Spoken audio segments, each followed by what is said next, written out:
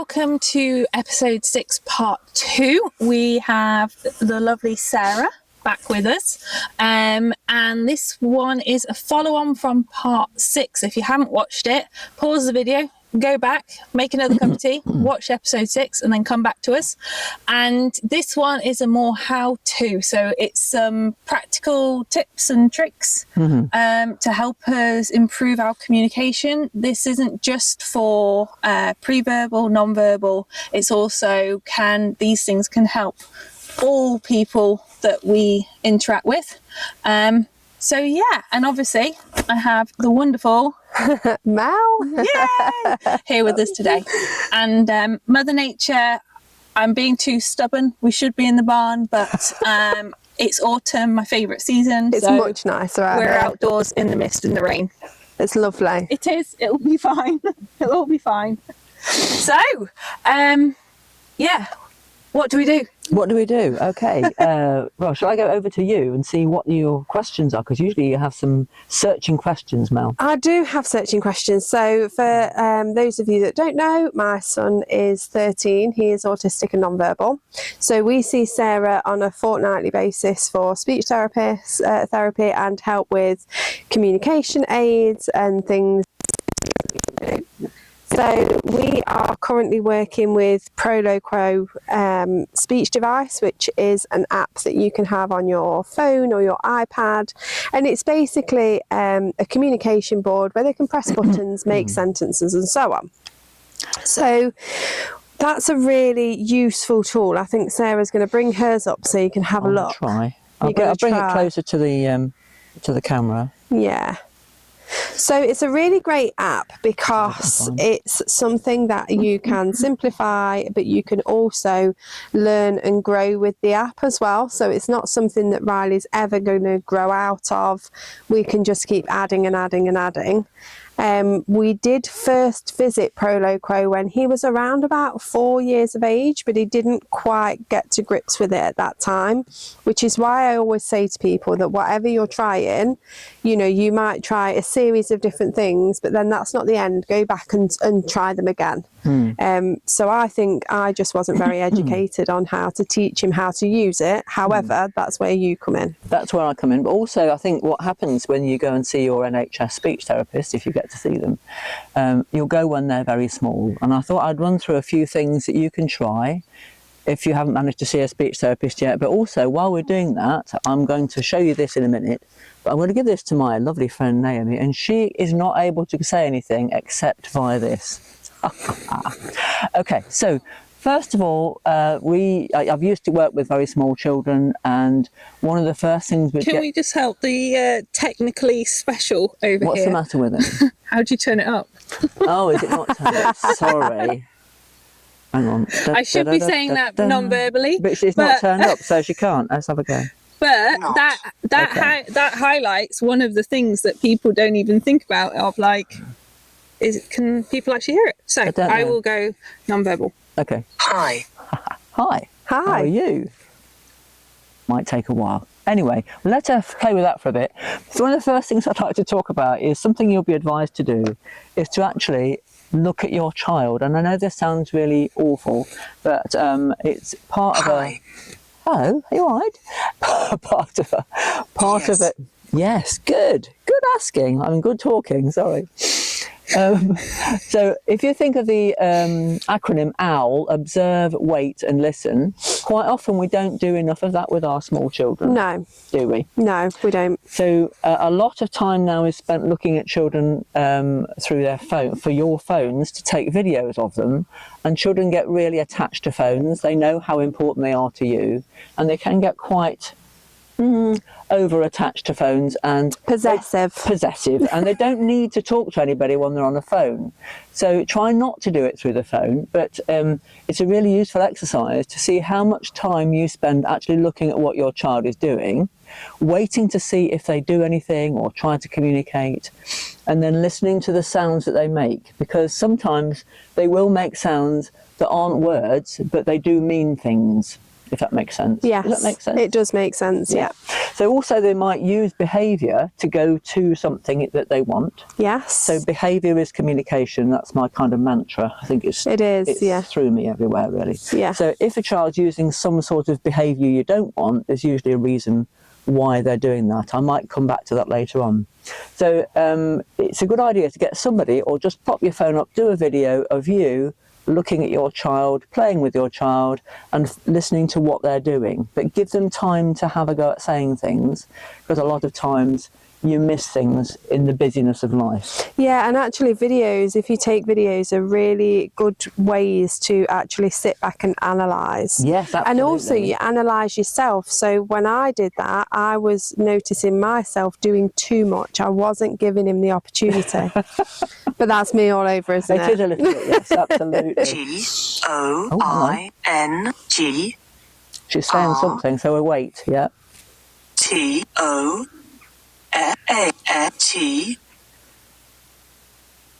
Going too fast.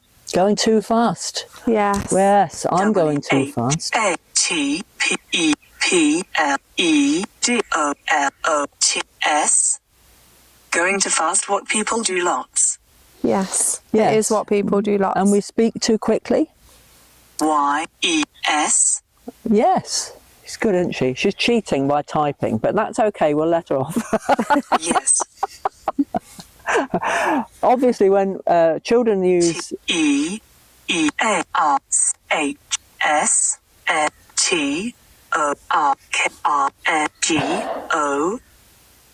But actually, this is a really good example of how long we should wait Absolutely. to hear what they've got to say. Yeah. E-L-D-R-T-S-G-E-A-T. Yes, the search is not working. No Wi-Fi in field. It's great. Brilliant. So Proloquo has a great function. It's got a little thing where you can just search for a word if you can't find it, and then it teaches you how to get to it for next time, doesn't it? Yes. It's really good. And the more you use it, the better you get.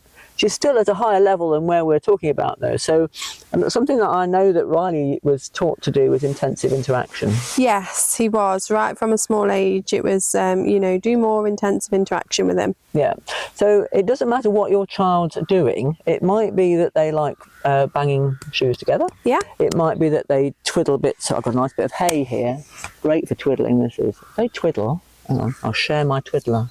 Oh, thank you. So let's give an example of what intensive interaction is, because you can do this with, really, really small children at home, and it's something that you can kind of get started with to initiate that interaction. Yes. So you do it, I'll follow. How's that sound? Okay. Go on then.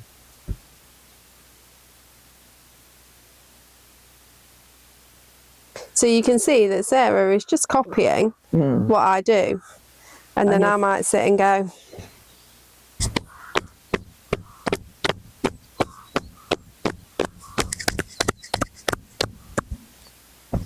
Oh, hello. and it's basically a very simplified form to first kind of put a toe into your child's world, if you like, because more often than not, like with Riley, who is more on the severe end of autism with is non-verbal, he would often be in his own world, especially as a toddler. Absolutely. So you really had to make that effort to join him in his world, because he wouldn't come to you. So whatever he was doing, if he was jumping, flapping, I would then mimic that back to him. And they do all of a sudden think, hang on a minute. They look, don't they? What are you doing? Now, he had really, really poor eye contact as a toddler. And intensive interaction is the one way that I got him to start initiating eye contact again. And now he's really great at it. Yeah, yeah. I think there's a sort of reason why people don't use eye contact even when they're very small. And we talked about it earlier. We go too fast. And if you're in an environment where everything is busy, busy, busy, and everybody's talking in a language that you don't understand and you can't join in with, you just kind of make yourself small and you go into your own world. You just zone out, don't you? Yeah, it's the same as if you go to a foreign country and you don't understand the language. Yeah. You don't even try to tune into it. No. It's not S. Yes. I-G-A. T A L K G R T R K. Using the talking stick. Using the talking stick. T O L O W D N A N D A T. Using the talking stick to slow down and wait. Ah, Yes, good that's a really idea. good Yes. idea as well. O R H O F P R K. Using the talking stick to slow down and wait. A hoof pick. A hoof pick. A hoof Oh, you've pick. got Or a hoof use a hoof pick. pick. Okay. Exactly. So a talking stick Yes. would be when you have the stick, you can talk. Yes. Yes. That's a talking hoop. A hoop, yeah. Well, I brought these things along because this is a great game, you know, noughts and crosses. Is your child, should be, if your child is a sort of age where they should be able to play noughts and crosses, but they don't want to, they're quite likely to fiddle with these sort of things because they're quite fun, you know, they can do that sort of thing. So you can then make it into a little intensive interaction game. Yeah. Thank you. And you're going to just copy what they do. And you'll find that we just kind of check out what we're doing. What is mum doing? This is very strange. What is dad doing?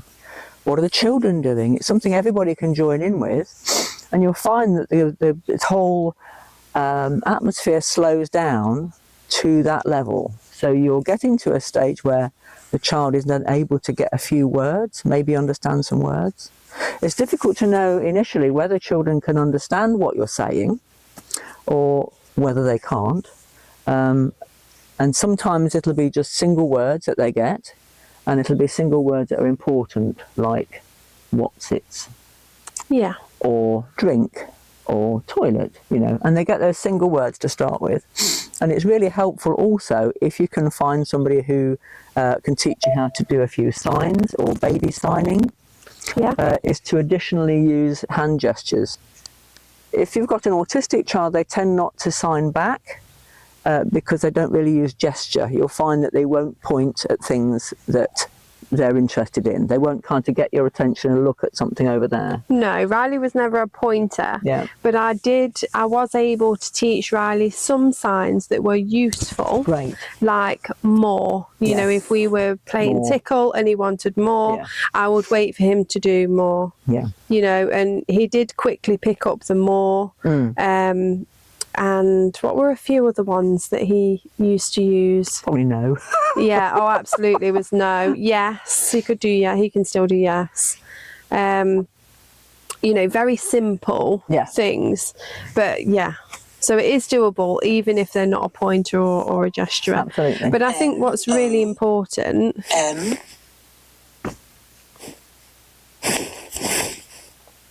Wait. Okay. Yes. N O M A T E R A O W U P N T T A E Y A R E T A E Y S T I L A E N O T R F U S T R. She's very chatty, yeah. No matter how upset they are, they still have motor function. Yes, absolutely. Still have motor function. Absolutely. So, and it's really important to wait for that. We can't say, sorry, is this a talking hoop now? Yeah, it's a talking hoop. Okay. I'm not very good at the talking hoop. I'm not very good at it either, you notice that. But it's really important to wait for that and to just spend time and slow down and watch, analyse and learn how your child is trying to communicate, because they will be trying to communicate in some form, whether it's behaviour, gesture, doing, you know, making noises. They will be trying to do something, because that is what is inbuilt in us as human beings. Exactly. And they don't want to be on their own in this little world. By doing the intensive interaction, that can have a magic effect. It works with children of all ages and was initially started with adults who had learning difficulties in an institution, as it used to be way back in the 1960s. And it's a tried and trusted method of doing things. I've talked in the last episode about using now and next. and helping children to understand what's going to happen is really important, because none of us like change. So I'm not going to go on about it too much, but there's lots of other things that you can do to help. Oops, daisy. To help children understand what's going to happen. I've got, excuse me, my zip. I hope I don't affect sound. Sorry. I've got a little lanyard here. These are quite handy. You like a lanyard, don't you? Yes, I do like a lanyard. And by using symbols, the more you use symbols, the more they will be able to understand what symbols are, if that makes sense. If you don't use them, they're not going to know what they are. So when you come to use higher level AAC, so it might be a communication book, it might be PECS, if that's still happening in your area. But a communication book, they need to know what symbols are, or Toby's, which we talked about last time. That's a photograph of an object that looks exactly like it. So I haven't got one with me, but I've got an iPad that's exactly the same size as an iPad. So if you want the iPad, you have to hand me the thing or take me to the thing. By using something that isn't the actual object to give to you, they are understanding that a word or an object is a representation of the thing they actually want. Does that make sense? I think that's a really fundamental thing to get. If your child can just get what they want when they want it, or go and stand next to the fridge, yes, it's communicative, but then if they're in a different house and the fridge isn't where it was and it's disguised as a cupboard, or if they're in somebody else's house, they can't actually ask for anything that they want. They shouldn't necessarily need to ask for the toilet at home, but it's a good thing to teach them, because when you're out and about, you want them to be able to ask for the toilet. So sticking a symbol of toilet next to the door so they can give it to you or point to it on the way out. It really, really helps, because then when you turn... Oh, sorry. Pardon? Brownie. Cupcake. Cupcake. Yes, absolutely. I wonder what she said there. Sweet. Brownie. Brownie. Yeah. Yeah, so on the AAC, like Naomi's using, you've got a lot of preloaded photos for, you know, symbols for food and that sort of thing. Yeah, so do I. Shall we go to the garden centre after this? Oh, yes, that would be marvellous. But you can upload Toby's to it as well, so you can have some actual photographs on there as well. So you can use a mixture of both, but really, like you say, it's about teaching the child the relevance between the symbol or the photograph and the actual item. Because sometimes they don't have that relevance. Okay, I could do a whole other episode on how to find out whether a child is an understanding of language person or a not understanding of language person, but they just can't talk. You need to kind of figure that bit out for yourself. But it has occurred to me over the years that if a child is anxious, it doesn't matter whether they can understand most of the time, they aren't understanding when they're anxious. So in order to help them reduce their anxiety, tell them what is going to happen. You still don't necessarily get it across, but use me old trusted AA, my Now and Next. If you tell them what's happening, or you do them a social story, or even if you are going to go to a water park, for example, and they don't know, they've never been there before, you can go on the web and print off all the information. There's usually a map. You can print off some other things. You can add some choices of whether they want to go swimming or on slides, and they can engage in the whole trip rather than going to a place where they don't know where they're going and go, surprise! Surprise, here we are. Yes, we'll talk about surprise after the break, I think, because it's quite important. So but I think it's just that you know, being organised and just sharing the information about what's going to happen during that time, during that day, what to expect. Even if you don't think that your child is going to be anxious about it, it's great to let them know what you're doing anyway. Yes, absolutely. Absolutely. Yeah, I think I talked in the last one about going down the tube in the underground. Absolutely. And we do that all the time, and we need to know where we're going. Everybody gets anxious when they're going to go on a plane.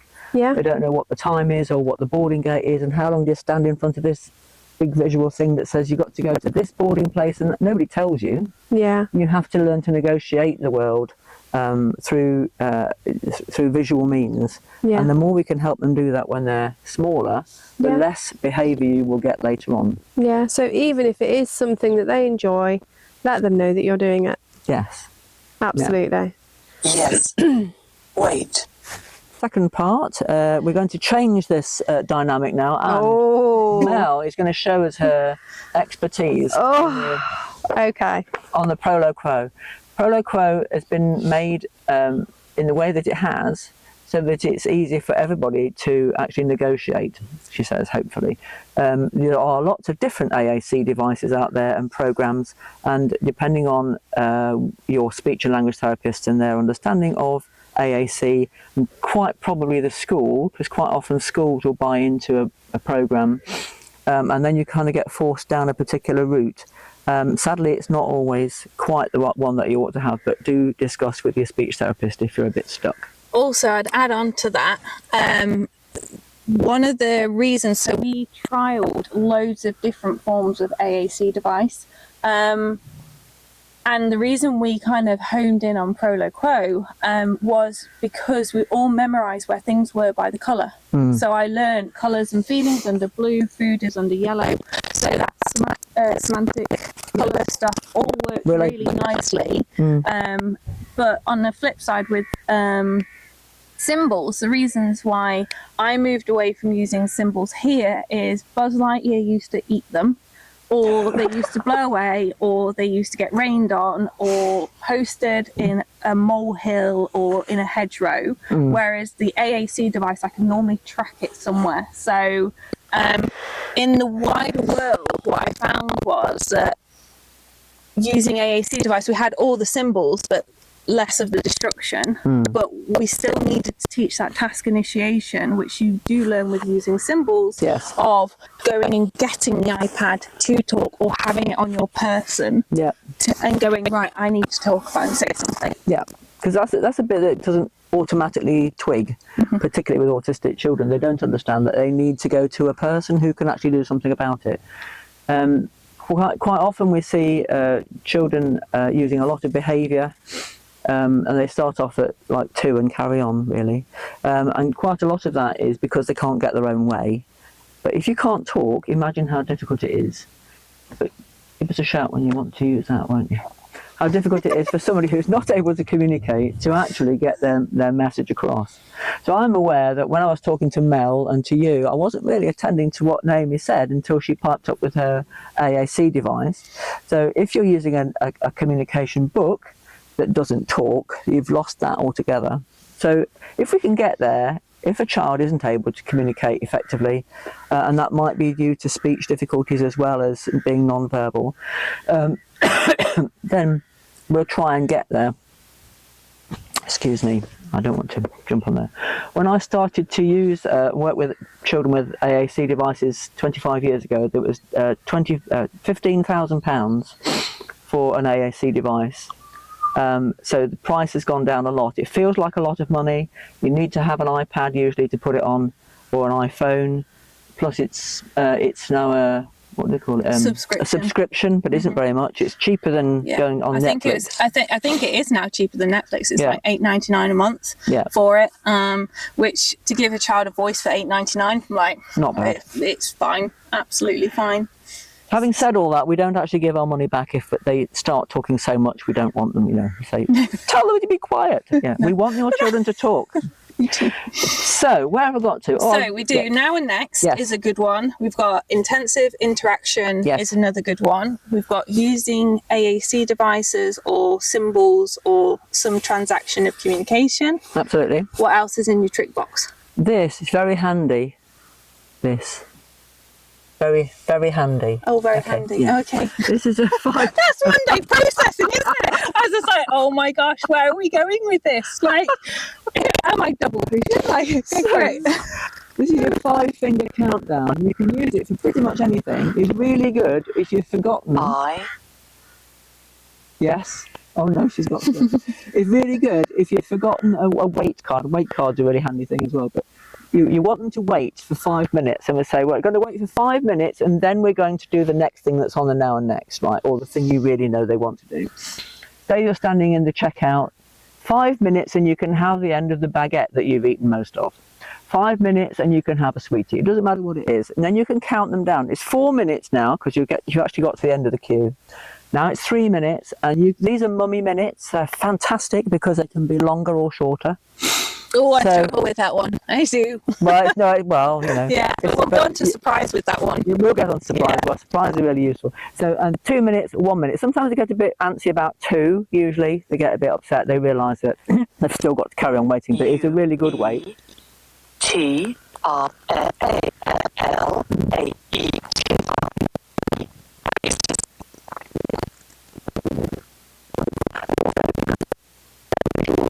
So you might often be told by people that, oh, you need to have a timer. Timers are really painful if you actually don't want to wait that long. So this is really handy. You don't need any extra equipment. It's the same as a signing. They don't need any stuff. Okay, surprise. Yes. Yeah. Yes, I keep remembering to talk about surprise. Yeah. In your now and next, if you're so good enough to have done one, or you've got your, hang on, you've got your piece of whiteboard paper. It's just a laminated piece of paper. These don't cost very much. You're going to have a laminate anyway, I think. So today, get up, get dressed. This all sounds very impressive. Eat breakfast. So this might be your Monday, everyday one. It's a good idea to use them to get them into the habit of using a schedule, even though the schedule is going to change, because everybody's schedules do change. Eat breakfast, clean teeth. Look at me, I'm being a good mummy. And then go to Naomi's. And then it's going to say surprise, because something different is going to happen. Yep.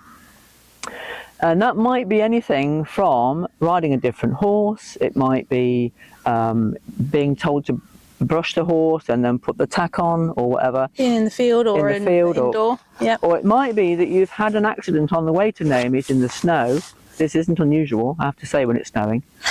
And you need to alert them. You need to alert them to things like this is going to happen. So what we can do, so I've got a little bit of my list out here. There's a wasp. So I can cross out going to Naomi's, because it's not happening now because you're having an accident. And it's surprise. But you need to have a pen that works. That's really important. Hang on. A bit of an accident in the snow, and because we've taught them surprise, it's not a surprise. You go, surprise, okay? Daddy's coming to pick you up, okay? You can tell them something that is going to happen. It's just lovely and free and easy, and you can pretty much write everything. And Mel was just saying, what were you going to tell me, Mel? Can you remember what that was? This is my go-to method. A checklist really helps. No, did you get that? I don't know if you can. Yeah. Did you hear it? Okay. So she was just saying that Riley can actually read the words now because she's using written words. And I've proven this in part of my work years ago. I was talking to a young man, and he was 24, and he'd been through school, and he still used dreadful behaviour, but that's beside the point. Nobody really told him what was going to happen using words, using printed words. It is shown that Riley can read the words. Absolutely. Yeah. Yeah. And this young man, I wrote, what did you have for breakfast? And he said breakfast, because he could speak a few words, right? And then I said, did you have toast? No, what did you have? And he said toast. No, he didn't. He said breakfast. That's right. So then I wrote it down on my very, very tiny phone. I wrote, what did you have for breakfast? And he said toast. And I said, what did you have on your toast? And he said marmalade and butter. So he couldn't understand what I actually said to him, apart from just single words, but he could actually read whole sentences. So if you imagine that as a person who can't actually use language and understand language functionally, if you can then have it written down for you in a way that's understandable, I think it's a lot more common for people to understand different ways of learning these days. Yeah, also, I think for me as well,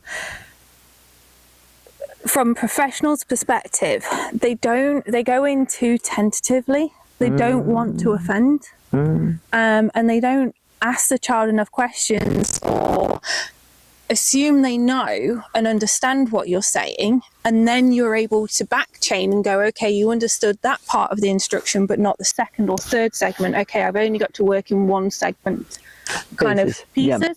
Yeah. But also just kind of even the pre-verbal children here, they still get the same questions. How are you? Did you have a nice week? Can you see the birds? Can you see the cows? And I'm still talking with them, but how we talk back and forth, I might wait for them to use the AAC device, they might use signing, but they're still getting that interaction, that attention from me. Yeah.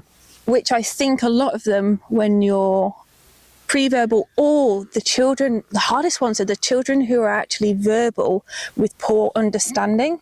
So they parrot back the right phrases, which are learned scripts, and everyone's like, oh, they get it. And then you take away the scaffolding, and then you're like, there is nothing there. Like, Yes, it's not an iceberg. Yeah.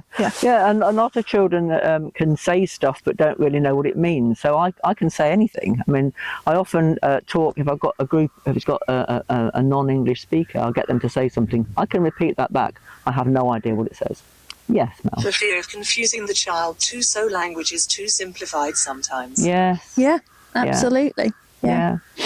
And also you get to that level of function, and I think we've all fell into this trap at some point or another, where you're like, okay, I can function off this, but then you forget to ask the why questions, or ask their likes and dislikes, or go deeper, I feel sad, but I also feel happy, or and keep progressing with the language past that functional stage. Yes, exactly.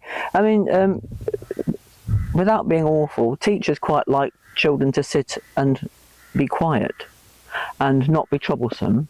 And if they don't really understand everything that's going on, this is a very sad case. This is across the board with children who are in mainstream schools, and quite often little girls who sit in the back of the class don't have a clue about what's been going on, and don't get picked up. So developmental language disorder is a really big problem across the country, and people don't understand it. You are looking at me in a way you says you want to speak to me. Using single words without elaborating. Yes. Yeah, absolutely. Absolutely. And actually sometimes it will be next. Right now I need to go and get a horse. Yeah. Like, yes, you can ride, but that's next because we need to do a stage first. If you don't explain those things to them, they can become really frustrated, because they're like, well, you're saying yes, but I'm not going to the man's block and I'm not getting on the horse. And it's like, we need to do more explaining. we do. Yeah, we do.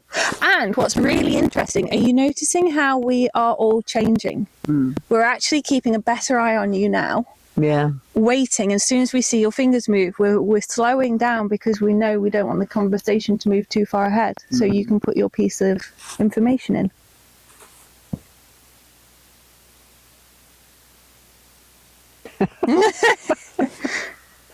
I'm just impressed you're turning it up and down. Like, I couldn't even figure out that function. She's impressive, isn't she?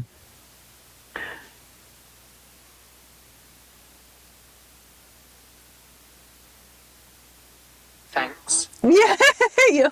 So having said that, teachers aren't that worried about children speaking in class because they want them to be quiet. I did know one young man who used to use a laptop with a communication aid on it, and he used to go through about 7 different levels, because they often are layered, to find a really annoying carol which he used to play. Brilliant. Every lesson. They said, can't we just take it out? I said, no, you can't. If he was a talking child, would you say that they're not allowed to use that word? Yeah. Not allowed to sing a song? How would you manage it? That's how you manage it. He's a little boy. He just wants to get your attention because he's never had it before. And it's working really well. Yeah. But here's the interesting thing, like, there's people bumble their way through with communication, and to be fair, it's you've honed in more and more all of our kind of perspective on communication over the years, and because normally it's people call you up waiting for you to saying, oh, the chair's just thrown across a room, or a table's just been thrown across a room, and I'm like, well, that's full-blown argument shouting level now. Yes. What were they doing 5 minutes before? Absolutely. That was building up to that stage? Or what had they done the night before that they still hadn't processed? Yeah. Yeah, or things that are happening inside their body, so like the hormones, Yeah. or they're hungry. Yeah. That's usually a reason to throw things from my perspective. Or they're tired. I have worked with a lot of children with behavioural difficulties and with assistant psychologists who work on ABCs, which is antecedents, which is the things that happened before, the behaviour, and the consequence. So what can sometimes happen, for example, there was a little girl who had difficulties in class, and she was in reception. So every now and again, she'd just stand up and wee on the floor. And the teachers used to go, "Oh, what a shock! Terrible." She was fine. She was able to use the toilet, but they took her out and put her in the library because they didn't want her in the classroom while they cleaned everything up. And it found that she really loved books. So what she was doing was finding a way that was really regularly taking her to the library. So that behaviour was a really good communicative strategy for her. So I suggested that when she did that, they took her outside. And it was the middle of winter. So anyway, she was very, very powerfully motivated to communicate that she wanted the books. And a lot of it is the children don't want to be there, it's too loud, but they don't have a mechanism or the available symbols or whatever it is to say what was the matter. They aren't in a state where they can do that anyway because they've lost their rag. If you're throwing a table across the room, you've gone too far to actually communicate effectively.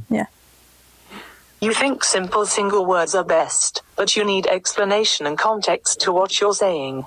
Absolutely. And especially when they're a bit cross, like they're just throwing the table over the thing. And you can also, again, use, like good manners, or what's the other one on here I just found? I can never find these things, that's the trouble. Oh, kind hands. Not quite sure about kind hands, but it works quite well. Kind I was about to hands is good. say I use it lots. Yep. Because it's just that You need connection. Of just like, just be gentle. Be kind. Yes. Just kind hands. We hear you. But actually that brings something up that for me, a lot of times, one of the phrases I say regularly to them is, I am listening. But not only am I listening, I say, I do understand what you've just told me. Because sometimes they go, you're listening, but you don't understand me. And I'm like, I do understand you, but I just might say not now. So for them to have, I'm listening and I understand you, they go, oh, so then your answer really is, it's next. And it's like, yeah. Yeah, exactly that. So we've got surprise, we've got intensive interaction, we have got AAC device, we've got symbols or PECs, we've got now and next. Well, I've got something out there for children or parents of children and carers who have children whose speech isn't very clear. And in a lot of cases, it's not about them not being able to say the sounds. Sometimes it is. But a lot of cases, it's about phonological awareness, which is quite a big thing. So you quite often get children who are autistic who don't speak very clearly. And they tend not to be able to recognise where bits of words come. I mean, where sounds come in bits of words, if that makes sense. So, for example, when we're speaking in joined up language, I'm going to use my phrase that I use for 20 years, okay? So if I say to you that I've got 36 sheep and one of them dies, how many have I got left alive? You've already done this with me, so I'm going to keep stumped. Just wait a minute, she's got to find the numbers. Doesn't matter which way she goes, I can go the other way. It's Greater than. Oh. She's not done many numbers on this, I don't think, but we'll get there eventually. Greater than. 3, 5.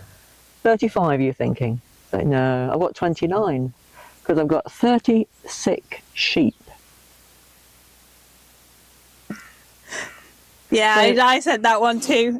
every parent I've ever met has heard me say this sentence. I do apologise if you've heard it before, but that's called phonological awareness. It's understanding where the beginnings and ends of words are, and even though you know that, Greater than 35. I can trick you into greater than 35, yes, but no, it's 29. Does that make sense? Yes. Good. So What we can do to help them is when we're looking at books with them or reading them, please look at books. Books are amazing, but don't necessarily read the whole story. If you're looking at them to start with, what they are interested in, hopefully they'll point to something, please name me. Chicken. I'm going to say chicken, yeah. So they may not even have the words. Look at them when they're very small. And we're going to just turn the page over. Are we interested? Tent. Tent! Yeah, that's a new one, isn't it? You might not think about looking at the tent, but they want to know what the tent is. Always follow their interest. So it's like husbands, really. Oh, sorry. Follow their interest, and you're going to get a lot more bang for your buck, as it were. So by using single words, not saying, that's a lovely orange tent, or look, it's a tent, which is what they want you to say, we're just going to say tent. So they learn that the tent starts with a t, ends with a t. Because quite often they'll miss the beginnings and ends off, or mix them up, because they don't really know where they are. So, what was the other thing I was going to say? Oh, yes. Counting out syllables. And that doesn't necessarily mean to be in words. And I like to use numbers because it helps with their counting anyway. So, I can't do this. All of them have died now. Got any more? No, I think I gave you the two that was in my pocket. Don't worry. So I've got 1, 2, 3, 4, 5. This could be on a number line. It can be anything. So I say, I like using a C. Okay. Whoops. They did a 7. So I'm helping them understand what syllables are. So Naomi and Sarah. Okay. So we're helping them to hear where the little bits of words are. And by adding in the numbers, we're actually helping them to understand a few numbers as well. Well, that taught me to say endocrinologist. Exactly, endocrinologist. Yep. Okay. I had many hours counting on my hands. Well, it's an important thing. Anyway, that's all for now, but we'll probably come up with something else later if anybody else wants to hear about it. I'd like to hear from you guys. Well, yeah, I think for me, it would be really cool if we pause with making you pre-verbal for a second. What it was like having that. I know for myself, I couldn't get the words written out quick enough for where the conversation was at. So conversations were way too quick, or topics were moving way too quick that I couldn't actually engage. So actually I started to feel a bit sad because I thought, do you know what, I'm just going to sit here. I just can't do it quick enough. Yeah, it's really difficult. It really is. A lot of times parents will worry that using AAC will stop their child from talking. No. This will not happen because they can't use it quickly enough. It just gets in the way of social interaction, and they want to be involved and they want to say things, but there's no way it's ever going to happen. If they can talk, they will. Yeah, absolutely. But I think what it does give them is the opportunity, if they can't talk, to then say something. Yeah. But what that made me realise actually is how long I need to think about waiting when Riley's using his AAC. Yeah. You know, it might take him a little while to navigate what he actually wants to say. So just that pause and wait is really important. But also, did you notice the different types of waiting? Yeah. So there was the pressured waiting, like, I don't want to lose my trail of thought, I want to get it done, Yeah. And then there was the calm waiting, which is actually, we're on country time, we're okay while you just find your pieces to say. Yeah. So having someone look over you and go, go on then, what are you trying to say?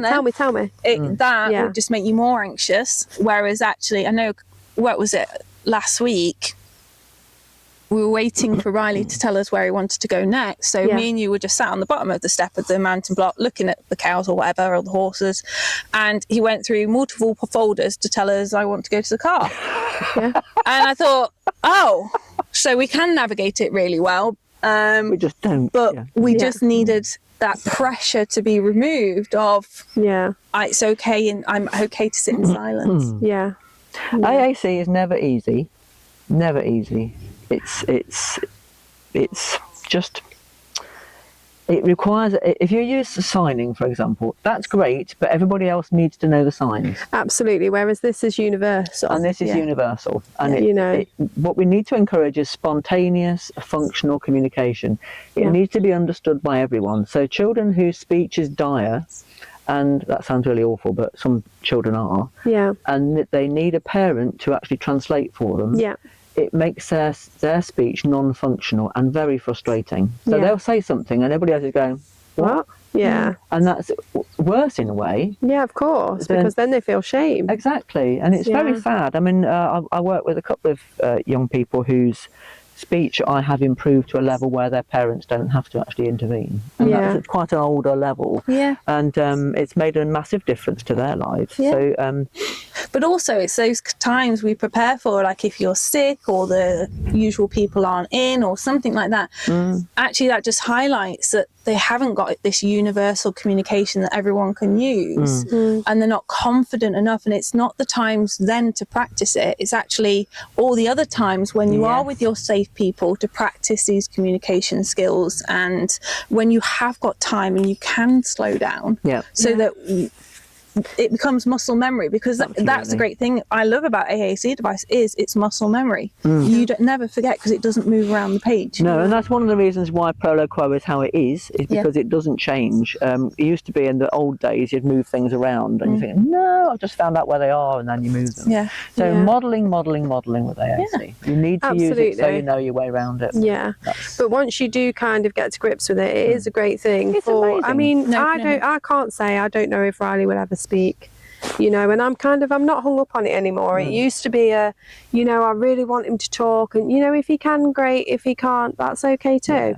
Because he's learning how to communicate with other people, you know, very universally, that where it's you can't not understand what he's saying, because he will come and tell you now if he wants to go to the car, if he wants to go to the beach, if he wants to go to Nanny's house, if he's feeling poorly, if he's tired, you know. So it is a work in progress, and I think it is one of those things that you have to give time to. Yeah, absolutely. It's an investment.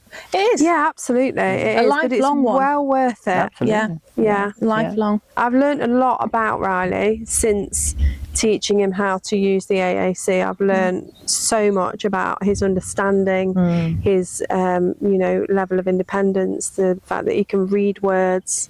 So yeah, it's been great. Yeah. And those are things that never came out at school, are they? Oh, absolutely not. Never. Cool. So I think that is a lot of information and tools for people to go and play with. Thank you so much for sharing that, and thank you, Mel, for playing our non-verbal game. But it is worth a try. Like, just try not talking for a day, and you have a whole new appreciation for how much communication means to our everyday experiences.